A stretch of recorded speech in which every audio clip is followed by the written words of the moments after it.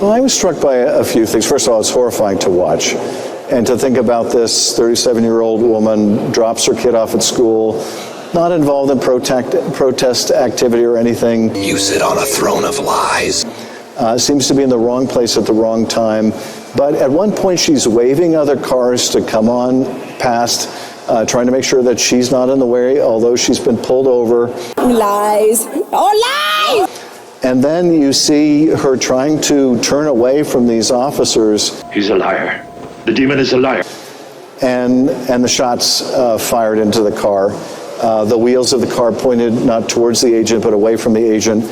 That's what leaps out to me from the video. Why would a mother of a young child, a widow, consistently participate in aggressive confrontations with law enforcement? Why did she feel emboldened to break the law in an endless theater of chaos? Swept up in the latest demonization narrative that eggs on illegal and stupid behavior. Don't blame ICE. She wasn't the target. They were. And it was believed by the people involved that it would be fine, that there would never be any consequences. It was all part of this mania that we've talked about that cuts across a whole bunch of issues, whether it's Trump, trans, BLM, Israel. The table is set with this manic hysteria where radicals believe that they gain leeway by branding the rest of us as an existential evil. You know what this made me think about? The Tide Pod Challenge. Do you remember that in 2017 when stupid teens were filming themselves eating Tide Pods and then they get poisoned? Do you know what Tide's response was? Use for washing, not eating. The point being, if you're going to eat Tide Pods, there's not much else we can do except tell you not to do it. The same here. We can tell you, don't break the law. Don't block traffic. Don't harass law enforcement every day and then flee the scene. But if you do, wow, you definitely share responsibility in that, just like the teen who films himself eating a Tide Pod. So you can investigate this shooting, have at it. But it never would have happened if the situation had presented itself. And that is on the Democrats who willed it into being with rhetoric, the same kind of amplification of demonization that got Charlie Kirk killed and Donald Trump shot. But this is for different reasons. Their motivation is to gin up the activist base. They put targets on ICE. And then they blame ICE for defending themselves. Think about that. We can't play that game anymore. We are done with it. And we're not going to explain it to you. We're not going to explain to you why this is wrong. We don't have to. You're not going to find people hoax us anymore. We've been red-pilled by your lies. So we're no longer beholden to radical idiocy. If you want to block a street, if you want to hinder and harass law enforcement, that's your responsibility. If you had listened to me, some kid would still have his mother. But instead, you listen to people like Waltz, the people who try to evade their responsibility by projecting their own guilt on other people. Now, this little Miss Goody Two-Shoes, Renee Nicole Good, as you would expect, people are starting to dig into her background. And as they're digging into her background, they're finding some things. Let me see if I can't shrink this so you guys can see it here. I don't know if you guys saw this. Miss Innocent is not just plain Miss Innocent. Miss Innocent here, there we go. Renee Nicole Good was the, quote, Minneapolis Ice Watch warrior. She was trained to resist feds. Who the hell trained this woman? What do you mean she was trained? She's an operative. Now I guess she's a casualty of war. Says Minneapolis, Renee Nicole Good, the mom who was killed by a federal agent after veering her car towards him, was an anti-ICE warrior. And was part of a group of activists who worked to document and resist the federal immigration crackdown in Minnesota. You won't hear this on CNN. You won't hear this on MS, whatever it's called. You probably won't hear it on CBS or ABC or anything like that either.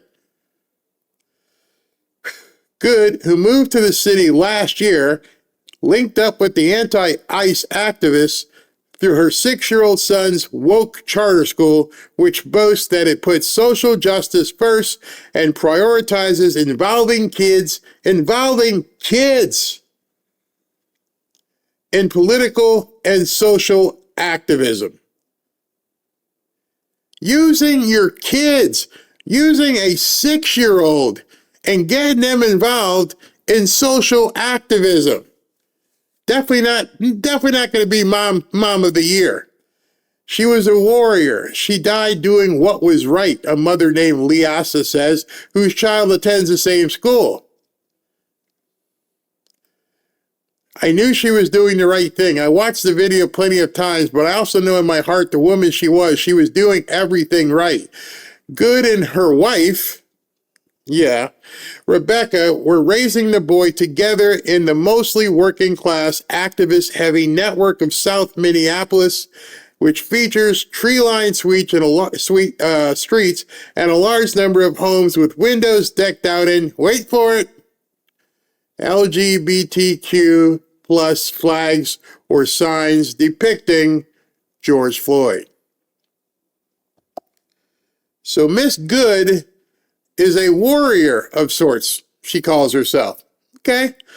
Just as many others did in the lefty enclave, Good sent her son to Southside Family Charter School, a K-5 academy opened in 1972, which has from its inception been unabashedly dedicated to social justice education.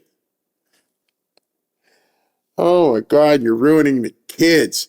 It was through her involvement in the school community that Good became involved in Ice Watch, a loose coalition of activists dedicated to disrupting ICE raids in the sanctuary city. So understand what happened. This woman moved, I assume, from Colorado to Minnesota for the sole purpose of becoming an ICE warrior. This wasn't some innocent mom. She wasn't in the 4-H club. She wasn't just making biscuits and gravy in Minnesota on a cold morning. She was an ICE warrior. And I'm not talking the kind with frozen water. She was an operative. She planned to come here to be an ICE warrior. This is the kind of stuff that just makes your blood boil. From my understanding, she was involved in social justice. We are a tight-knit community, and a lot of parents are. Former Southside gym teacher Rashad Rich said, who resigned from the school last month. He said current event topics like the taken out of George Floyd were regular parts of the curriculum, and that last month students took a field trip where they learned about Aboriginal issues. That'll help you get a job. A reference to the indigenous people of faraway Australia. So in addition to ruining your kids about and forcing George Floyd on them, now you also are teaching them about Aboriginals in Australia, which nobody cares about. So Australia, I guess, is stolen land, and we can't have these people being Aborigines here. That's racist or something. And here are some of the things that I guess these are on her. I don't know if this is her post, but somebody. Oops, wrong thing. Somebody was posting, and it says here, keep track of ICE vehicles in your area. They had a database that they put up. Another one, it says how to submit reports to Minnesota ICE Watch. Similar coalitions to ICE Watch have cropped up all over the country with activists using phone apps, whistles, you heard them, car horns to warn neighborhoods when ICE shows up. ICE Watch and adjacent groups can also turn confrontational. You don't say. Wait a minute. They can sometimes turn confrontational. Interesting. Thank you. ICE Watch and adjacent groups can turn confrontational with numerous instances, highlight that, with numerous instances of activists ramming agents with their cars in the past. So all those people out there, these defense attorneys, this doesn't look good for the ICE agent. You spoke a little bit too soon. You spoke before you knew this woman was a foot soldier in an organization that is known for ramming ICE agents. Renee was trained against these ICE agents, what to do, what not to do. It's a very thorough training. All right, stop there. Who's doing this training? Who's funding this training? Where are they training them? Now we got a whole other thing that Kristi Noem and Tom Homan need to look at. They're basically running insurgency camps in Minnesota and other parts of the country. They are openly training people how to do X, Y, and Z. You get the feeling at this point that it's sounding a little bit insurrection-y? Do you think maybe a planned organization that's doing what they can to disrupt the government might be just a tad bit insurrection-y? You're damn right it is. Wow. As now the story's actually coming out. They're trained to listen to commands, to know your rights, to whistle when you see an ICE agent. The group started out as a very loose confederation of anti-ICE activists, but has recently aligned itself with more radical organizations, including the Twin Cities Ungovernables. What in the hell is the Twin Cities Ungovernables? At this point, if the New York Post was able to find out this information, I'm pretty sure that means the government has this information as well. They knew who she was. The reason they went up to her vehicle, I think we're going to find out, is they recognized her, or somebody did, and they knew who she was, or at least what organization she was with. I don't think any of this was by chance. Let's continue. ICE Watch recently shared an Instagram post of the groups which encourage agitators to bring items that would help them barricade the streets around where the shooting took place, even urging people to bring things to burn, such as dried up Christmas trees. You know what that's called? That's a conspiracy. That is RICO right there. We're going to all show up here. We're going to do this in this neighborhood. So it's not by accident that ICE was in this neighborhood. Now the picture is becoming much clearer. ICE was in this neighborhood because they knew there was antagonist traitors in this neighborhood. And that's why they clashed, and that's why you saw today the idiots that were having the vigil, and why the Democrats are freaking out is because I think we're getting close here. I think we're getting very close. This call for aggressive and even violent resistance comes as ICE agents have faced an unprecedented spike in car attacks, surging some 3,200% over last year. Shocking data released by the Department of Homeland Security. Federal officials said violent, radical rhetoric from sanctuary politicians is to blame for vehicular attacks against ICE agents skyrocketing between January 2025 and January 2026. 66 attacks were recorded during that time period compared to just the 2 of the year before. This is her wife. Her wife was out of the vehicle and taking pictures, meaning she knew what she was about to do. They wanted to document it. It didn't work out quite the way she wanted to have things documented, but that's what she was doing. In October, U.S. Border Patrol agents shot an armed woman in Chicago who attempted to run over agents with her car after a group of activists boxed in agents with 10 cars. Last month, a federal judge dropped the charges against a woman, Marimar Martinez, who survived the shooting. Good was a stay-at-home 37-year-old mother of 3 who dabbled in poetry, was shot in the head and killed as she sped her SUV in the direction of 2 officers who were conducting an enforcement operation just south of the city's central business district. Let me know if you've heard any of this today. I would venture to say you have not heard this stuff. Things are getting crazy. And now we're finding out, well, I just found out before I came on here, so I can say that I found out about an hour ago that all this was going on. That there's an actual organization that is known for and trains on how to ram into ICE vehicles. So if those guys out there recognize either who she was, or I'm sure they must have had an idea of what was in the neighborhood. They said she was riding around, stalking them, trying to find out. They're going to pull her cell phone records. They're going to pull every single one of these things. They probably got all kinds of GPS. It wasn't by accident that she was there. And Tim Waltz and Fry and the chief of police, who you're going to see, and Keith Ellison, you better tread very softly here. Very softly. You're about to step into something that you don't want to step into. You don't even know what the government has at this point.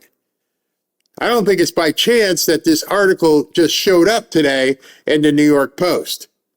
I think this was a soft disclosure of you don't know how much information we really have. They've probably been tracking these people. They probably know exactly who they are. They know where they live. They know what they've been doing. They probably know where money has transferred. Wow. And here the news was trying to tell us that it was just a mom of three.